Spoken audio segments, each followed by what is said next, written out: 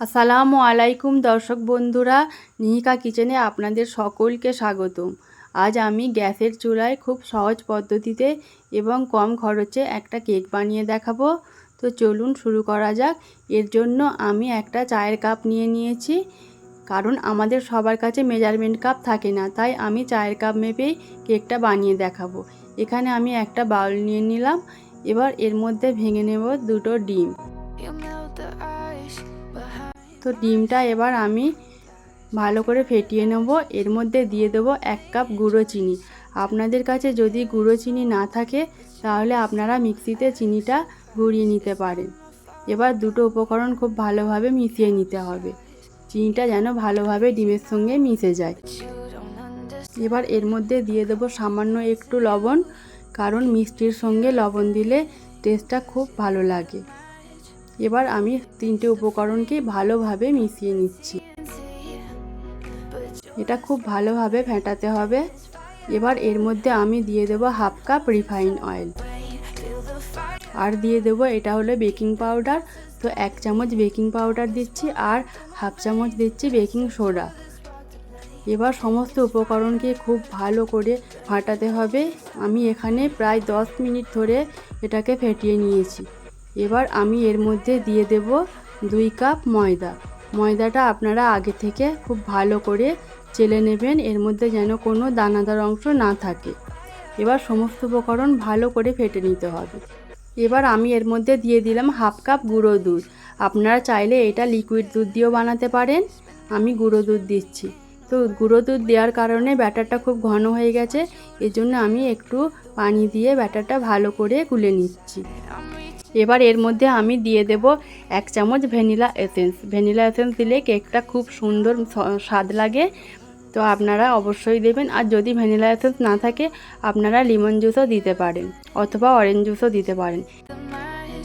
এবার আমি সমস্ত উপকরণ খুব ভালো করে ফেটে নিলাম। আর দেখুন আমার ব্যাটারটা ঠিক এরকম হবে, এটা সঙ্গে সঙ্গে মিশে যাচ্ছে না, একটু পরেই এটা মিশে যাচ্ছে।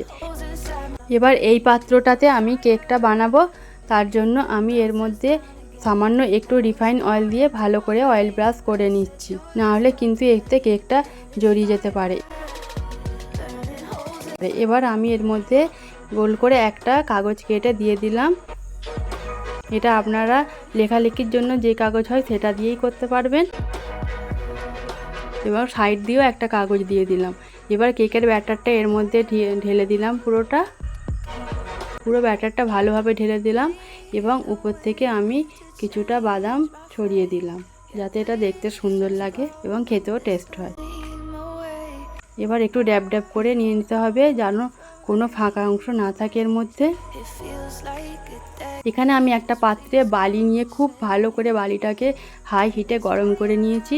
এবার এর মধ্যে একটা স্ট্যান্ড দিয়ে আমি কেকের ব্যাটারটা যেই পাত্রে নিয়েছিলাম সেটা দিয়ে দিলাম, আর একটা কাঁচের ঢাকনা দিয়ে আমি ঢেকে দিয়েছি। আমার ঢাকনাটা পুরো কভার হয়ে গেছে, কোথাও একটুও ফাঁকা বইছে না। এবং যে ছিদ্রটা আছে সেখানে আমি একটা কাগজ দিয়ে ছিদ্রটা বন্ধ করে দিলাম। এবার এই সময়তে গ্যাসটা একদম লো হিটে থাকবে। 25 মিনিট পর আমি দেখাচ্ছি, দেখুন কেকটা কেমন ফুলে উঠেছে।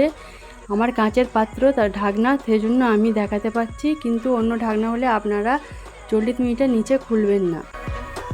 এখানে 50 মিনিট পর দেখাচ্ছি, দেখুন কেকটা কত সুন্দর কালার এসে গেছে, খুব সুন্দর কেকটা দেখাচ্ছে। এবার আমি এটাকে একটা ছাঁচি দিয়ে উঠিয়ে নিচ্ছি।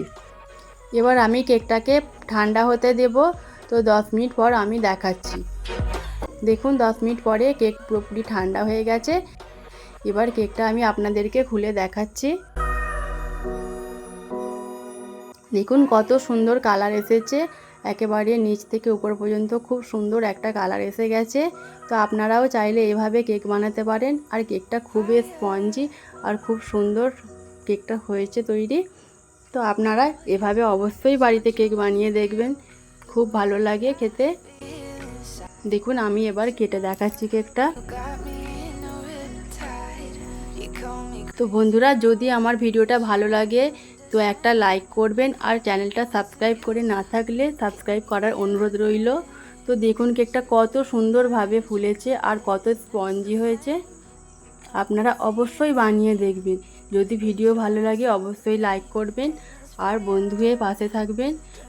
দেখা হবে পরের ভিডিওতে নতুন কোনো রেসিপি নিয়ে। আল্লাহ হাফেজ।